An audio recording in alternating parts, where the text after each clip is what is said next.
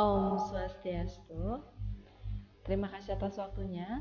Puja dan puji syukur saya panjatkan kehadirat Tuhan Yang Maha Esa, karena berkat rahmat-Nya saya dapat mempresentasikan proposal saya pada hari ini. Terima kasih kepada Bapak Dr. Ananta Wikramatungga Atmaja, SE MSI AK, selaku dosen pembimbing utama, Bapak Imade Pradana Adiputra, SE SH MSI, selaku pembimbing pendamping, dan Bapak Dr. Edi Sujana, SE MSI AK, selaku dosen penelaah. Baik, judul proposal saya yaitu mengungkap implementasi konsep Gelah Due, pengelolaan keuangan Rahina Kajang Kliwon di Desa Pekraman Jumpai. Adapun latar belakang masalah penelitian ini yaitu keberadaan adat istiadat yang sangat kental di Bali menjadikan dua pemerintahan desaman dipimpin oleh pendesa adat dan desa dinas dipimpin oleh kepala desa.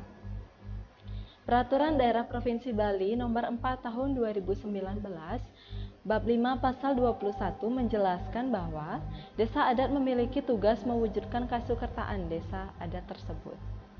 Sistem pengelolaan keuangan desa Pekraman tidak merujuk kepada regulasi pengelolaan keuangan desa dinas, melainkan kepada awik-awik yang telah diatur secara sah dalam Peraturan Daerah Provinsi Bali Nomor 4 Tahun 2019.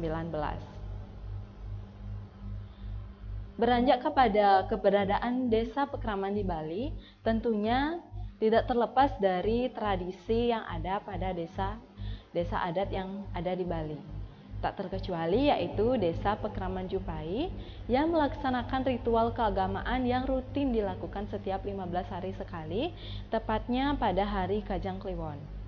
Adapun alasan rutinnya dilakukan upacara Rahina Kajang Kliwon di Desa Pekraman Jumpai yaitu karena diyakini bahwa upacara tersebut memberikan suatu kemakmuran dan kesejahteraan bagi masyarakat desa, dan jika tidak melakukan ritual keagamaan tersebut dengan sengaja, maka akan mendatangkan suatu bencana ataupun musibah penyakit pada desa itu. Adapun dana yang digunakan dalam pelaksanaan upacara Rahina Kajang Kliwon yaitu berasal dari dana Gelah Drue, sebagaimana yang diungkapkan oleh Bapak Iwayan Pariarte selaku perajuh Desa Pekraman Jumpai, yang menyatakan bahwa kegiatan yang dilakukan ataupun upacara yang dilakukan setiap Rahina Kajang Kliwon itu berasal dari dana Gelah Drue yang nominalnya tidak terlalu besar, yaitu sekitar 300.000 untuk biaya Banten saja. Dana tersebut kemudian diserahkan kepada Kelian Barong, kemudian dikelola dan digunakan untuk pembiayaan Banten tersebut oleh Kelian Barong. Setelah dicatat baru akan dicatat kembali oleh bendahara Desa Pekraman tersebut. Begitu juga dengan pertanggungjawabannya harus diketahui oleh seluruh lapisan masyarakat di Desa Pekraman Jumpai. Adapun alasan lain saya melakukan penelitian di Desa Pekraman Jumpai yaitu tingkat pendidikan Kelian dan prajuru Desa Pekraman Jumpai rata-rata masih SD, SMP, SMA dan tidak berasal dari jurusan akuntansi. Maka dari itu, saya tertarik untuk melakukan penelitian di desa ini. Berdasarkan latar belakang permasalahan yang telah diuraikan, maka rumusan masalah penelitian yang dapat diangkat yaitu bagaimana implementasi konsep Gelah Drue pengelolaan keuangan upacara Rahina Kajang Kliwon di Desa Pekraman Jumpai, dan tujuan penelitiannya yaitu untuk mengetahui implementasi konsep Gelah Drue pengelolaan keuangan Rahina Kajang Kliwon di Desa Pekraman Jumpai. Adapun kajian teori yang digunakan, yang pertama itu teori stakeholder. Menurut Gray et al. Tahun 1997, teori stakeholder merupakan teori yang berkaitan dengan bagaimana cara perusahaan mengelola stakeholdernya menjadi dua bagian, yaitu stakeholder primer dan stakeholder sekunder. Stakeholder primer merupakan stakeholder yang berada pada lingkungan internal perusahaan, contohnya saja karyawan, manajer, dan lain sebagainya. Stakeholder sekunder merupakan stakeholder yang berada di eksternal perusahaan, contohnya pemerintah, masyarakat, dan yang lain sebagainya. Teori yang kedua yaitu pengelolaan keuangan. Menurut Devas tahun 2007, pengelolaan keuangan berarti mengurus dan mengatur keuangan dengan prinsip-prinsip pengelolaan keuangan itu sendiri. Sebagaimana yang dijelaskan berikut, yaitu antara lain tanggung jawab, mampu memenuhi kewajiban keuangan, kejujuran, hasil guna, dan daya guna, serta pengendalian dari pengelolaan keuangan itu sendiri. Mengacu pada hal tersebut, maka pengelolaan keuangan desa adat Bali didukung juga dengan adanya Peraturan Daerah Provinsi Bali Nomor 4 Tahun 2019 tentang Desa di Bali, di mana peraturan ini yang mengatur segala kegiatan yang berada di desa pekraman itu sendiri. Adapun penelitian terdahulu yang relevan yang digunakan di sini menggunakan 5, tetapi di sini saya jabarkan 2. Yang pertama yaitu Megawati 2019. Judul penelitiannya Analisis Pengelolaan Keuangan Berbasis Sistem Urunan ACI pada Dadia Batan Bingin di Dusun Munti Gunung, Desa Tianyar Barat, Kecamatan Kubu, Kabupaten Karangasem. Hasil penelitiannya itu pertanggungjawaban pengelolaan keuangan Prajuru Dadia dengan cara mengumumkan laporan pertanggungjawaban yang diumumkan oleh Sekretaris Dadia. Bentuk pertanggungjawaban dilakukan secara lisan dengan senantiasa selalu mengedepankan prinsip pertanggungjawaban dan percaya terhadap adanya karma, serta percaya terhadap adanya hukum karma pala. Yang kedua yaitu Ningswari 2019 dengan judul penelitian Analisis Proses Pengelolaan Keuangan, Transparansi dan Akuntabilitas dalam Pengelolaan Tanah Drue, Desa Pekraman pada Desa Pekraman Bebetin, Kecamatan Sawan, Kabupaten Buleleng. Di mana hasil penelitiannya itu pertanggungjawaban dilakukan dengan melalui Paruman Pesamuan Agung yang diadakan setiap setahun sekali, tepatnya pada bulan Maret, yang diadakan setelah Hari Raya Nyepi. Baik, selanjutnya yaitu metode penelitian. Dalam penelitian ini menggunakan rancangan penelitian kualitatif. Penelitian ini dimaksudkan untuk meneliti fenomena, keadaan, fakta yang ada, dan menyajikan apa adanya.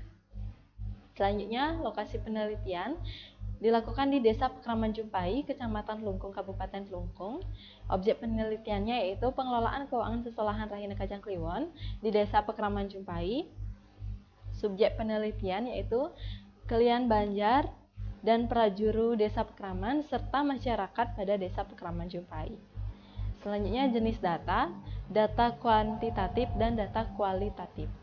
Data kualitatif yaitu data yang digunakan ataupun data yang diperoleh langsung dari wawancara, sedangkan data kuantitatif yaitu data yang diperoleh dari pengelolaan keuangan itu ataupun data laporan keuangan dari upacara Rahina Sesolahan Kajang Kliwon itu. Sumber data penelitian di sini ada 2, yaitu data primer dan data sekunder. Data primer merupakan data yang diperoleh langsung di lapangan yang dilakukan dengan metode wawancara, sedangkan data sekunder yaitu data yang mendukung dari kegiatan wawancara itu, misalnya data yang diperoleh dari koran, media sosial, dan lain sebagainya. Selanjutnya, metode pengumpulan data, ada observasi, wawancara, dan dokumentasi. Observasi langsung dilakukan pada desa tersebut. Wawancara yang mengarah kepada wawancara bagaimana proses upacara tersebut, bagaimana pendanaannya, dan lain sebagainya, di mana wawancara mengarah pada Kelian Banjar, Bendese, dan masyarakat itu di Desa Pekraman itu sendiri. Ada dokumentasi untuk mendukung wawancara. Selanjutnya itu metode analisis data. Yang pertama ada tahap pengumpulan data, di mana tahap ini dilakukan pertama kali memasuki lingkungan pada Desa Pekraman itu. Kemudian tahap reduksi. Tahap reduksi data yaitu proses pemilihan, pemusatan perhatian, serta penyederhanaan, serta mengabstrakkan dan transformasi data. yang muncul dari fenomena-fenomena yang didapatkan pada lapangan. Kemudian tahap penyajian informasi. Setelah mendapatkan informasi melalui wawancara, maka hasil-hasil tersebut akan disajikan dalam sebuah tulisan yang digunakan untuk penarikan kesimpulan dan mengambil tindakan bagaimana langkah selanjutnya. Yang terakhir yaitu tahap penarikan kesimpulan.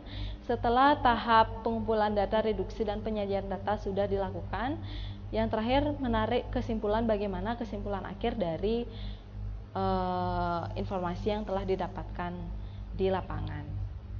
Yang selanjutnya yaitu instrumen penelitian, merupakan instrumen yang mendukung penelitian ini dilakukan.